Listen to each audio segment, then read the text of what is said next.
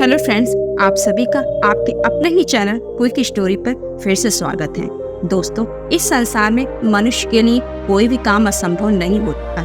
वो चाहे तो हर एक काम को आसान बना सकता है, केवल उसके लिए मन में दृढ़ निश्चय चाहिए। दोस्तों, आइए आज की कहानी शुरू करते हैं। एक बालक था जो प्रतिदिन विद्यालय जाता था, पढ़ने की कोशिश भी करता था, लेकिन पता नहीं उसका पढ़ने में मन नहीं लगता था, ना ही कोई चीज याद होती थी। उसके घर वाले भी बहुत परेशान थे। इसी तरह एक दिन वो पाठशाला के लिए घर से निकला। अचानक रास्ते में उसने एक जगह देखी जहाँ लिखा था ज्योतिषी कार्यालय। मन में कुछ विचार किया और अंदर चला गया। सामने एक सज्जन पुरुष बैठे थे, शायद वो ज्योतिषी होंगे।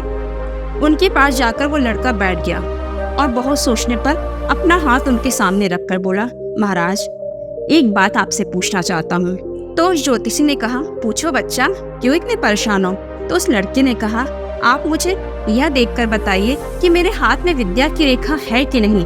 ज्योतिषी उसकी बात से कुछ आश्चर्यचकित हुए, फिर उसके हाथ की तरफ देखे और बहुत देर बाद बोले, बेटा, आपके हाथ में तो विद्या की रेखा है ही नहीं। तो लड़का बड़ा चिंतित हो गया, फिर कुछ सोच के बोला, महाराज, आप मुझे ये बताएं कि विद्या की रेखा होती कहाँ है, मेरे हाथ पे निशान बना दीजिए। ज्योतिषी ने पेन उठाया और उसके हाथ पे विद्या की रेखा बना दी। फिर वो लड़का अपने घर चला गया, अपने को एक कमरे में बंद कर लिया, एक चाकू लिया और उस बने हुए निशान पे चाकू से पूरा अपने हाथ को काट दिया। हाथ एकदम लहूलुहान हो गया। फिर उस लड़के ने विचार किया, केवल रेखा बनाने से विद्या नहीं आती, जब तक मैं मेहनत नहीं करूंगा। उस दिन से उसने दृढ़ निश्चय किया और अपने आप को पढ़ाई के लिए मजबूत किया, तैयार किया, दिन रात मेहनत किया।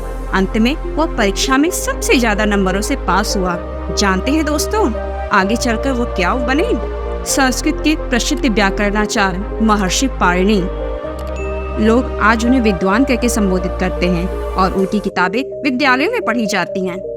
तो दोस्तों, ये होती है इंसान के मन की शक्ति, इंसान के मन की ताकत। अगर हम कोई बात निश्चय कर लें अपने मन में कि मुझे ये करना है, तो वो चीज हम हासिल कर सकते हैं, बिल्कुल उस बालक की तरह जो आगे चलकर एक महान व्याकरणाचार्य बना।